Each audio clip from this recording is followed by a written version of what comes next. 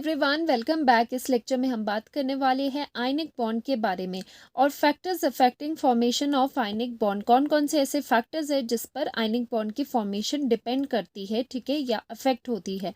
तो देखो, पहले बात करते हैं आयनिक बॉन्ड की। आयनिक बॉन्ड को हम कहते हैं इलेक्ट्रोवैलेंट बॉन्ड। और वैसे भी आयनिक बॉन्ड अपने लोअर क्लासेस में पढ़ रखा होगा कि आयनिक बॉन्ड क्या होता है। आयनिक बॉन्ड बेसिकली बनता है by the complete transfer of electron से, ठीक है। तो क्या होता है, एक जो स्पीशी होगी वो इलेक्ट्रॉन देगी, दूसरी स्पीशी क्या होगी, इलेक्ट्रॉन एक्सेप्ट करेगी। तो इसी लेन देन से जो बॉन्ड फॉर्म होगा, दोनों के बीच में जो रिलेशन फॉर्म होगा, इस तरह से समझ सकते हो, वो कहा जाएगा आयनिक बॉन्ड या फिर इलेक्ट्रोवैलेंट बॉन्ड। तो यहाँ पर क्या होता है, यहाँ पर कंप्लीट ट्रांसफर ऑफ इलेक्ट्रॉन होता है, कोई शेयरिंग वाली बात नहीं होती। एक देने वाला है और दूसरा उसको एक्सेप्ट करने वाला है।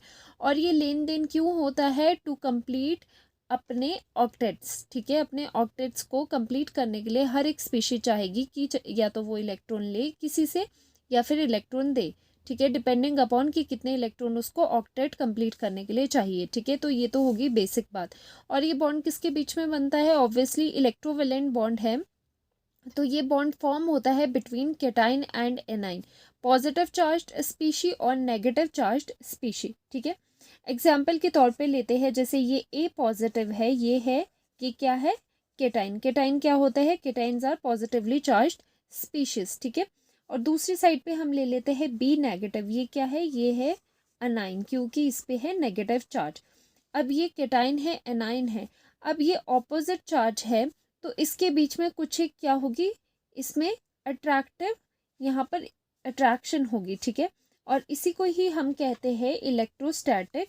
तो ये जो अट्रैक्शन हो रही है केटाइन और अनाइन के बीच में, इसे कहा जाएगा इलेक्ट्रोस्टैटिक फोर्स ऑफ अट्रैक्शन, ठीक है, फोर्स ऑफ अट्रैक्शन। इसीलिए इस बॉन्ड को कहते हैं, और इसी वजह से क्या बनेगा, ये बॉन्ड कहा जाता है आयनिक बॉन्ड, ठीक है। जो इनके बीच में एक बॉन्डिंग है, जो बॉन्डिंग आपको दिखाई दे रही है, जिसको हम ए बॉन्ड बी लिखेंगे, where this bond is called ionic bond, ठीक है। तो ये बॉन्ड कहा जाएगा आयनिक बॉन्ड, जो कि दो ऑपोजिटली चार्ज्ड स्पीशीज के बीच में होगा। और ये स्पीशीज कैसे बनी होगी, ये बनी होगी by the complete transfer of electron.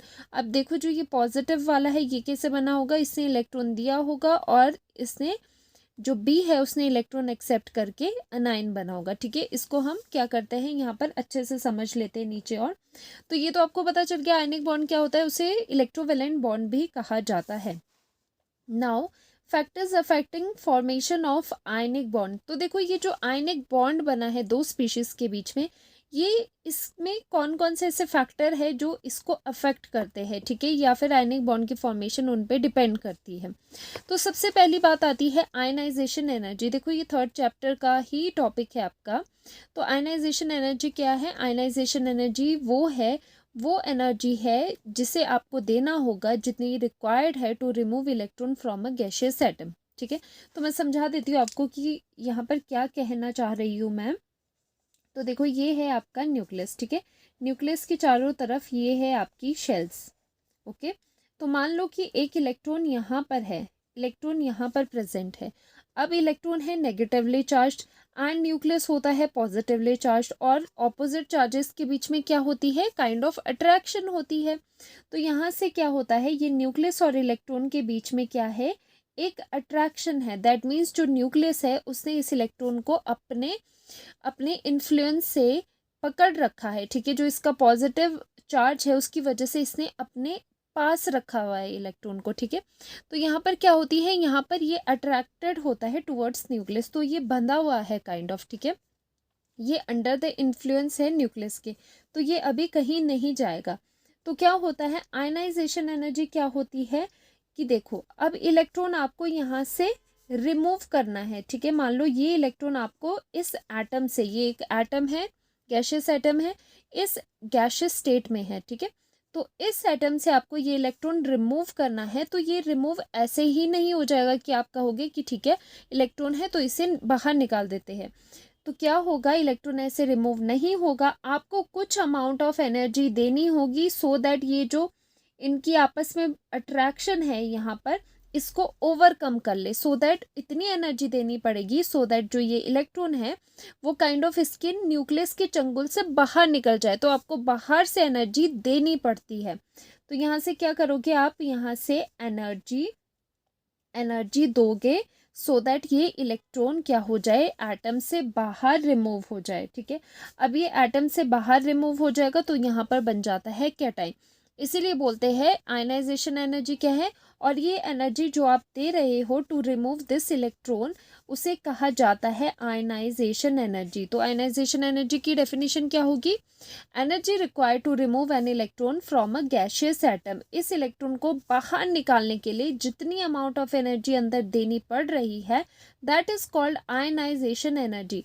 इसे ऐसे भी समझो, वो एनर्जी जो आपको देनी पड़ रही है सो दैट इसका आयनाइजेशन हो जाए। ठीक है, इसे हम इजी वे में यहाँ पर लिख लेते हैं। हमने क्या किया, वैसे जर्नली जो कैटाइन बनाते हैं वो होते हैं मेटल्स। तो मान लो ये एक कोई भी स्पीशी है, मेटल है, ये गैशियस स्टेट में है, क्योंकि ये जो आयनाइजेशन वगैरह होती है ये गैशियस स्टेट में होती है। ठीक है, तो ये गैशियस स्टेट में आपने कर लिया, और यहाँ से क्या हुआ, यहाँ से एक इलेक्ट्रॉन हमने यहाँ पर प्रोडक्ट साइड पे बाहर निकाल दिया। तो ये जो मेटल है उसमें क्या हो गया, देखो जो एटम्स होते हैं, एटम क्या होता है, न्यूट्रल स्टेट में होते हैं। दैट मीन्स उसमें जितने इलेक्ट्रॉन होते हैं उतने ही प्रोटॉन होते हैं। दैट मीन्स ओवरऑल जो एटम का चार्ज होता है वो ज़ीरो होता है। अब आपने क्या करा, आपने इसको डिस्टर्ब कर लिया, एक इलेक्ट्रॉन यहाँ से बाहर निकाल दिया। इलेक्ट्रॉन होता है नेगेटिव चार्ज, इलेक्ट्रॉन बाहर आ गया तो जो एटम है उस पर क्या चार्ज रह जाएगा, ऑब्वियसली उसमें इलेक्ट्रॉन की कमी है तो पॉजिटिव चार्ज ज़्यादा हो जाएगा। तो यहाँ पर आ जाता है एम पॉजिटिव। एंड इसी तरह से होती है फॉर्मेशन ऑफ कैटाइन। तो यहाँ पर बन गया एक कैटाइन। कैटाइन क्या होता है, जो कि पॉजिटिवली चार्ज होता है। एंड कैटाइन की फॉर्मेशन कैसे होती है, आयनाइजेशन से, जिसमें आपको क्या होता है, एक इलेक्ट्रॉन को, एक या एक से ज़्यादा आप इलेक्ट्रॉन डिपेंडिंग अपॉन कौन सी स्पीशी है उससे इलेक्ट्रॉन बाहर निकाल सकते हो by giving certain amount of ionisation energy, जितनी उस पर्टिकुलर एटम को रिक्वायर्ड है सो दैट वो इलेक्ट्रॉन न्यूक्लियस के इन्फ्लुएंस से बाहर आ जाए। तो आपको एनर्जी देनी पड़ती है, तो यही होता है आयनाइजेशन एनर्जी। तो यहाँ पर आयनाइजेशन एनर्जी है तो उसकी वजह से कैटाइन यहाँ पर आपके पास फॉर्म हो गया है। और ये प्रोसेस जो होता है, this process is endothermic. Endothermic processes कौन से होते हैं, जिसमें एनर्जी देनी पड़ती है। तो जो आयनाइजेशन होता है वो हमेशा ही एंडोथर्मिक होता है, क्योंकि उसमें एनर्जी देने की ज़रूरत पड़ती है। ठीक है, तो ये एंडोथर्मिक प्रोसेस है, और जो एनर्जी इसमें दी गई है दैट इज़ आयनाइजेशन एनर्जी। ठीक है, अब एक बात और होती है यहाँ पर कि देखो कि जिस ई से मैंने यहाँ पर आपको कहा था कि ये जो न्यूक्लियस है और जो इलेक्ट्रॉन है इनके बीच में अट्रैक्शन है, इसको तोड़ने के लिए आयनाइजेशन एनर्जी दी गई, तभी तभी हमारे पास कैटाइन बना। ठीक है, तो ये पूरी चीज़ें इस तरह से आती है। देखो ये अट्रैक्शन है न्यूक्लियस और इलेक्ट्रॉन के बीच में, तो जितनी अट्रैक्शन मोर होगी इन न्यूक्लियस और इलेक्ट्रॉन के बीच में, दैट मीन्स इलेक्ट्रॉन अगर टाइटली बॉन्ड है न्यूक्लियस से तो क्या हो जाएगा, तो आपको मोर आयनाइजेशन एनर्जी देनी पड़ेगी, मोर आयनाइजेशन एनर्जी रिक्वायर्ड। ठीक है, आयनाइजेशन एनर्जी ज़्यादा रिक्वायर्ड होगी इस इलेक्ट्रॉन को रिमूव करने के लिए। ठीक है, तो उस वजह से क्या हो जाएगा, तो डिफ़िकल्ट होगा फॉर्मेशन ऑफ कैटाइन। तो जो कैटाइन बनना है, क्योंकि यहाँ कैटाइन कब बन रहा है, जब आपको एनर्जी देनी पड़ रही है। अगर देखो कम एनर्जी देनी पड़े तो इजीली कैटाइन बन जाता है। अगर ज़्यादा आयनाइजेशन एनर्जी की रिक्वायरमेंट है तो कैटाइन का बनना थोड़ा सा डिफ़िकल्ट हो जाता है। अगर difficulty in the formation of cation है, उससे क्या असर पड़ेगा, उससे आयनिक बॉन्ड, जो आपका आयनिक बॉन्ड है वो क्या हो जाएगा, वो वीक हो जाएगा। तो देखो डिपेंडेंस किस पर है, आयनाइजेशन एनर्जी पे यहाँ से डिपेंडेंस आई। तो ये पूरा हमने यहाँ पर बनाया है किस तरह से डिपेंडेंस आ रही है। देखो पहले ये न्यूक्लियस और इलेक्ट्रॉन आपस में अट्रैक्टेड है, इलेक्ट्रॉन न्यूक्लियस के इन्फ्लुएंस से इसकी तरफ अट्रैक्टेड है। अब जितना स्ट्रॉन्ग ये अट्रैक्शन होगा, मान लो कि ये बहुत टाइटली न्यूक्लियस ने इलेक्ट्रॉन को पकड़ा हुआ है, ठीक है, तो इलेक्ट्रॉन को बाहर निकलना बड़ा मुश्किल हो जाएगा। तो हमें यहाँ से बहुत ज़्यादा एनर्जी देनी पड़ेगी सो दैट इलेक्ट्रॉन फ्री हो जाए न्यूक्लियस की अट्रैक्शन से। तो मोर एनर्जी इज़ रिक्वायर्ड, ठीक है। तो कौन सी एनर्जी है, मोर आयनाइजेशन एनर्जी देनी पड़ेगी।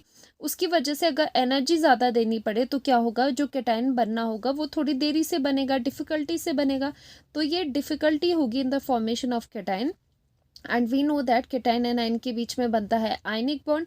अगर कैटायन की फॉर्मेशन में कोई डिफ़िकल्टी है तो आयनिक बॉन्ड भी क्या होगा, वीक बनेगा, इतना स्ट्रांग नहीं बनेगा। तो यहाँ से हमें पता चल रहा है टू फॉर्म अ गुड या फिर स्ट्रॉन्ग आयनिक बॉन्ड हमें क्या चाहिए, हमें ये चाहिए कि ionisation energy of a species कैसी होनी चाहिए, कम होनी चाहिए। अब ये देखो यहाँ पर अगर इलेक्ट्रॉन न्यूक्लियस से अगर लूजली बाउंड होता, ठीक है, इतनी स्ट्रांगली नहीं होता, लूजली बाउंड होता है ये इलेक्ट्रॉन न्यूक्लियस से, तो क्या करते, थोड़ी सी एनर्जी देते, कम अमाउंट ऑफ एनर्जी देते, आयनाइजेशन एनर्जी देते, और ये इलेक्ट्रॉन इजीली बाहर निकल जाता। वो केस ज़्यादा इजी है क्योंकि इसमें क्या हो रहा है, जो कैटायन है वो इजीली बन रहा है और हमारा जो आयनिक बॉन्ड होगा वो भी स्ट्रांग रहेगा। तो हमेशा favourable condition in terms of ionisation energy क्या रहती है for the formation of ionic bond, ये रहती है कि आयनाइजेशन एनर्जी मस्ट बी लो।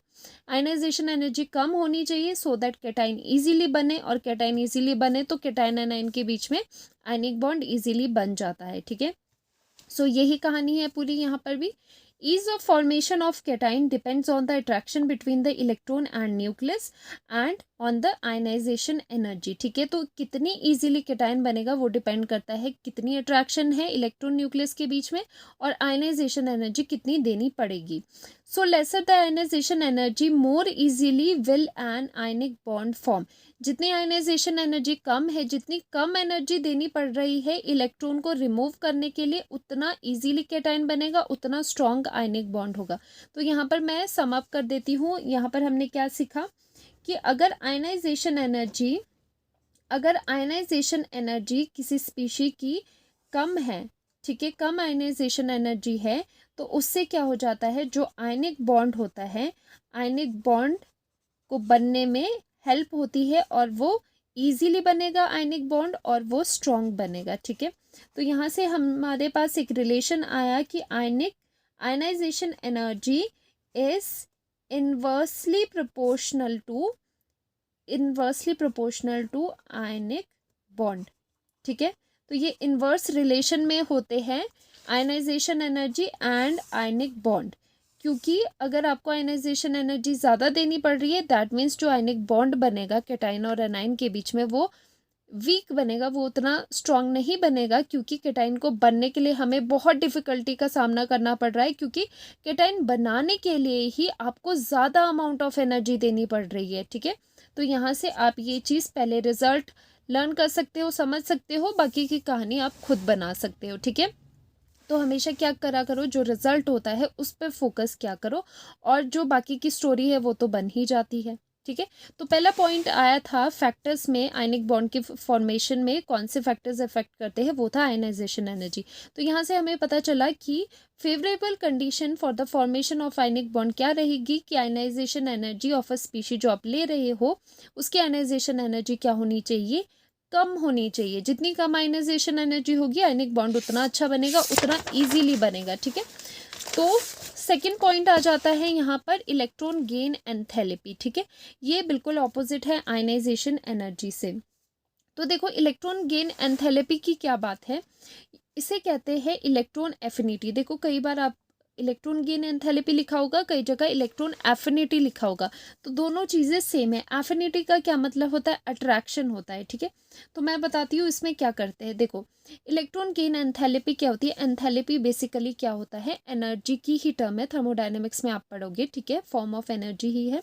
तो यहाँ पर इलेक्ट्रॉन गेन एंथैल्पी वो एंथैल्पी का चेंज होता है, वो एंथैल्पी का चेंज जब इलेक्ट्रॉन गैसियस एटम में ऐड किया गया है तो कितना चेंज हो रहा है एंथैल्पी में, वो होता है इलेक्ट्रॉन गेन एंथैल्पी। देखो लिखा हुआ है इलेक्ट्रॉन गेन एंथैल्पी, मतलब एटम में आप क्या कर रहे हो, इलेक्ट्रॉन दे रहे हो। देखो पीछे क्या था, हम एटम से इलेक्ट्रॉन निकाल रहे थे, इसमें जस्ट ऑपोजिट है। हम एक न्यूट्रल एटम में इलेक्ट्रॉन बाहर से एक्स्ट्रा इलेक्ट्रॉन उसमें ऐड करवा रहे हैं एटम में, तो उस टाइम पे जो चेंज इन एंथैल्पी होता है that is called electron gain enthalpy, ठीक है। तो यहाँ पर अब एक चीज़ देखो, यहाँ पर जो इलेक्ट्रॉन गेन एंथैल्पी है, it can be exothermic, electron gain enthalpy can be exothermic, exothermic भी हो सकती है और एंडोथर्मिक भी हो सकती है, ठीक है। अब क्या होता है, एंडोथर्मिक क्या होता है, एक्सोथर्मिक में होता है कि एनर्जी रिलीज होती है और एंडोथर्मिक में होता है कि एनर्जी एब्जॉर्ब होती है, एनर्जी देनी पड़ती है। जो ये इलेक्ट्रॉन गेन एंथैल्पी है, जिससे आप डेल्टा एच ई से भी रिप्रेजेंट करते हो या फिर ई से भी रिप्रेजेंट करते हैं, ठीक है। ई मतलब इलेक्ट्रॉन गेन एंथैल्पी या फिर इलेक्ट्रॉन एफिनिटी, दोनों सेम चीज़ें हैं। तो देखो, ये जो चीज़ होती है वो एक्सोथर्मिक भी होती है और एंडोथर्मिक भी होती है, लेकिन मोस्ट ऑफ द केसेस में ये एक्सोथर्मिक ही होती है, ठीक है। और जो एंडोथर्मिक है उसके कुछ एक ही केस है जहाँ पर आपको इलेक्ट्रॉन गेन एंथैल्पी एंडोथर्मिक दिखेगी, ठीक है। तो हम डेफिनेशन में तो यही लिख लेते हैं कि ये क्या होता है, ये एंथैल्पी चेंज होता है जब इलेक्ट्रॉन आप ऐड कर रहे हो किसी एटम में, ठीक है। लेकिन मोस्ट ऑफ द केसेस में ये एक्सोथर्मिक होता है। दैट मीन्स अगर आप किसी एटम में, ठीक है, जैसे एक एटम है आपके पास, इसमें इलेक्ट्रॉन्स है 1 2 3 4 5 6 7, ठीक है। इसके पास सेवन इलेक्ट्रॉन्स है आउटर शेल में इन इट्स ग्राउंड स्टेट। अब इसने क्या किया, बाहर से इसने कर दिया, इसके पास कहीं से आ गया एक इलेक्ट्रॉन। इलेक्ट्रॉन आने के बाद ये क्या बन गया, इलेक्ट्रॉन आने के बाद इसके पास पूरे हो गए, इसका ऑक्टेट हो गया पूरा, ठीक है। तो यहाँ पर ये जो एडेड इलेक्ट्रॉन था ये इधर आ गया, तो इसके पास हो गए 8 इलेक्ट्रॉन। तो यहाँ पर क्या हो गया, इलेक्ट्रॉन का गेन हुआ है एटम में। तो यहाँ पर जो एंथैल्पी एसोसिएट होती है that is called electron gain enthalpy, और इसकी वैल्यू होती है नेगेटिव में, आपको देखने को मिलती है इसकी वैल्यू। सो इलेक्ट्रॉन गेन एंथैल्पी क्या होती है, वो एंथैल्पी का चेंज बेसिकली जब आप इलेक्ट्रॉन को ऐड कर रहे हो किसी एटम में, उस टाइम पे जो आप चेंज देख रहे हो एंथैल्पी में, that is called electron gain enthalpy. And इसका दूसरा डेफिनेशन जो कि बहुत ही कॉमनली आपको देखने को मिलेगा, वो आप ऐसे भी कह सकते हो, the amount of energy which is released when an electron is added to a gaseous atom is called electron gain enthalpy. ये जस्ट ऑपोजिट है आयनाइजेशन एनर्जी का। आयनाइजेशन में क्या करते थे कि इलेक्ट्रॉन रिमूव करने के लिए कितना अमाउंट ऑफ एनर्जी देना पड़ रहा है, that is called ionisation energy. And electron gain enthalpy में क्या होता है, कितना अमाउंट ऑफ एनर्जी बाहर निकल रहा है जब इलेक्ट्रॉन ऐड हो रहा है। इलेक्ट्रॉन के ऐड होने पे क्या हो रहा है, एनर्जी रिलीज हो रही है, ठीक है, क्योंकि मोस्ट ऑफ द केसेस में जो इलेक्ट्रॉन गेन होता है वो एक्सोथर्मिक होता है, ठीक है। लेकिन हमें दोनों ही चीज़ें यहाँ पर मेंशन करनी है, इट कैन बी एक्सोथर्मिक और एंडोथर्मिक। कई केसेस में ये चीज़ एंडोथर्मिक भी होती है, वो डिपेंड करती है कि कौन सी स्पीशीज से आप डील कर रहे हो, ठीक है। सो यहाँ पर हमें पता चल गया कि आयनाइजेशन एनर्जी और इलेक्ट्रॉन गेन एंथैल्पी दोनों आपस में क्या है, बिल्कुल ऑपोजिट टाइप के हैं। एक में एनर्जी देनी पड़ रही है, एक में एनर्जी रिलीज हो रही है, ठीक है। So mostly in the most cases energy is release when electron is added to an atom, ठीक है। और ये क्या मेजर करता है, ये मेजर करता है measure of the attraction of atom and the added electron, ठीक है। ये जो एटम है आपके पास, एटम और इलेक्ट्रॉन में कितनी एफिनिटी है, एफिनिटी मतलब अट्रैक्शन, कितनी एक दूसरे के लिए एफिनिटी है, वो ये मेजर करता है। इसीलिए इसका दूसरा नाम दिया गया इलेक्ट्रॉन एफिनिटी। तो जितनी amount of energy released when electron is added to an atom is called electron gain enthalpy की। इलेक्ट्रॉन के गेन होने पे एंथैल्पी कितनी निकली, वो होती है इलेक्ट्रॉन गेन एंथैल्पी। अब इसका इफेक्ट देखते हैं, आयनिक बॉन्ड पे क्या इफेक्ट पड़ता है इसका, ठीक है। तो देखो, जितना आप इलेक्ट्रॉन यहाँ पर अट्रैक्शन ज़्यादा होगी, इलेक्ट्रॉन और एटम की आपस में एफिनिटी जितनी ज़्यादा होगी, उतनी ज़्यादा एनर्जी यहाँ पर रिलीज होगी, ठीक है। तो यहाँ पर हम करते हैं more affinity of atom and added electron, जितना एडेड इलेक्ट्रॉन और एटम में क्या होगी, अट्रैक्शन होगी, उतनी ही ज़्यादा क्या होगी, एनर्जी रिलीज होगी, उतनी एनर्जी रिलीज होगी, ठीक है। अगर इनके बीच में अट्रैक्शन ज़्यादा है तो ज़्यादा एनर्जी रिलीज होगी, दैट मीन्स दैट इज कि इलेक्ट्रॉन गेन एंथैल्पी है, जो ये इलेक्ट्रॉन गेन एंथैल्पी है वो क्या होगी, वो ज़्यादा होगी। ठीक है, अगर ये चीज़ ज़्यादा होगी तो अनाइन के बनने की, देखो अब अनाइन का केस यहाँ पर मैं बता देती हूँ। एक्चुअली क्या हो रहा है, जैसे एक गैशियस एटम आपके पास है, उसके अंदर आपने एक इलेक्ट्रॉन ऐड करवा दिया। ऐड करने के बाद क्या था, ये न्यूट्रल था, ई नेगेटिव मतलब नेगेटिव चार्ज आ गया, तो पूरे एटम पे आ गया नेगेटिव चार्ज और वो बन गया यहाँ पर अनाइन। ठीक है, और इसके लिए हमें क्या ज़रूरत हुई थी, यहाँ पर इलेक्ट्रॉन गेन एंथैल्पी इन्वॉल्व हुई थी, ये एनर्जी रिलीज हुई थी। ठीक है, तो यहाँ से बनता है एनाइन, और जैसे पीछे आयनाइजेशन से बनता है केटाइन, तो एनाइन का फॉर्मेशन हो गया। तो देखो अगर ये इलेक्ट्रॉन यहाँ पर ऐड हो रहा है, अगर ज़्यादा एनर्जी निकल रही है, दैट मीन्स कि अनाइन के बनने की फॉर्मेशन ऑफ अनाइन बहुत ईजीली होगी। ठीक है, तो यहाँ पर एनर्जी रिलीज ज़्यादा होगी, तो यहाँ पर फॉर्मेशन ऑफ अनाइन ईजीली होगा। ठीक है, ईजीली अनाइन की फॉर्मेशन होगी और आयनिक बॉन्ड होगा वो ईजीली बनेगा।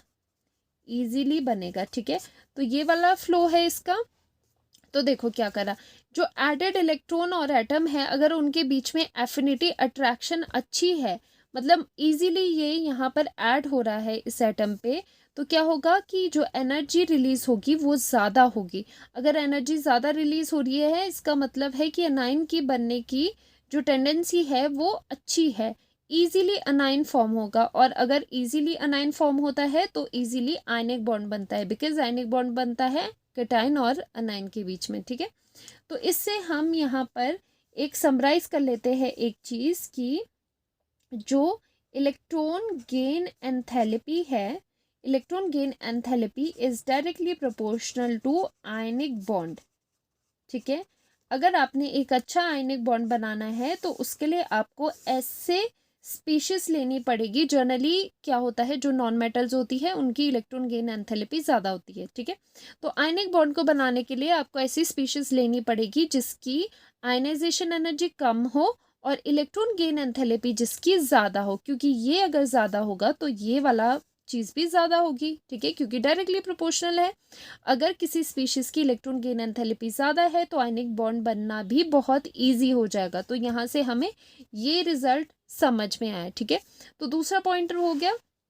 तीसरा पॉइंट होता है लेटिस एनर्जी। ठीक है, तो देखो जो सॉलिड फॉर्म में होते हैं ना, जो सॉलिड्स होते हैं, तो उसमें क्या होता है, जनरली वो एक क्रिस्टल में होते हैं। जैसे आप सोडियम क्लोराइड को देखते हो, वो एक लैटिस बनता है, अगर आप बिल्कुल अंदर से उसको जानोगे तो क्या होता है, जो केटाइन और एनाइन है, NaCl में हमें पता है Na पॉजिटिव है, Cl नेगेटिव है। अब ये दोनों जो केटाइन और एनाइन है वो एक पर्टिकुलर अरेंजमेंट में होते हैं और वो अरेंज होके एक लैटिस बनाते हैं। मतलब जो केटाइन और एनाइन है वो एक लैटिस का फॉर्म करते हैं। ठीक है, लैटिस बनाते हैं क्रिस्टलाइन सॉलिड का। तो यहाँ पर एक लैटिस एनर्जी वर्ड आ जाता है। अब समझो ये लैटिस एनर्जी वर्ड क्या होता है, ये भी अमाउंट ऑफ एनर्जी रिलीज्ड ही होती है। ठीक है, तो देखो एक चीज़ यहाँ पर आप देख लो कि अमाउंट ऑफ एनर्जी रिलीज कैसे हुई। देखो आपके पास एक है पॉजिटिव चार्ज, एक है आपके पास नेगेटिव चार्ज। जो लैटिस होता है आपका, ठीक है, लैटिस में बहुत सारे केटाइन और अनाइन आपस में क्या होता है, जुड़े होते हैं। तो इनके बीच में एक्चुअली क्या है, इनके बीच में है अट्रैक्शन। ठीक है, ऑब्वियसली क्योंकि ये है ऑपोजिटली चार्ज्ड, तो यहाँ पर एक अट्रैक्शन है, तो ये एक दूसरे के पास आएंगे, एक दूसरे के पास अट्रैक्टेड हो गए।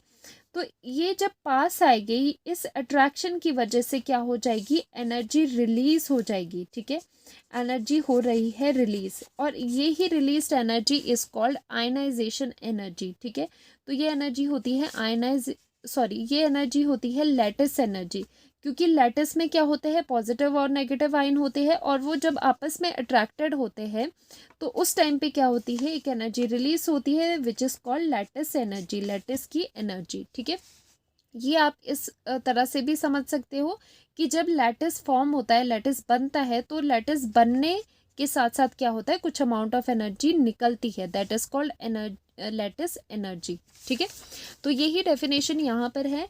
Amount of energy released when 1 mole of ionic crystal is formed by its constituent gases cation and A9 by electrostatic force. ठीक है, कॉन्स्टिट्यूएंट का क्या मतलब होता है, जिन चीज़ों से वो चीज़ बनी है। ठीक है, तो इसके कॉन्स्टिट्यूएंट क्या हो गए लैटिस के, कैटाइन और एनाइन।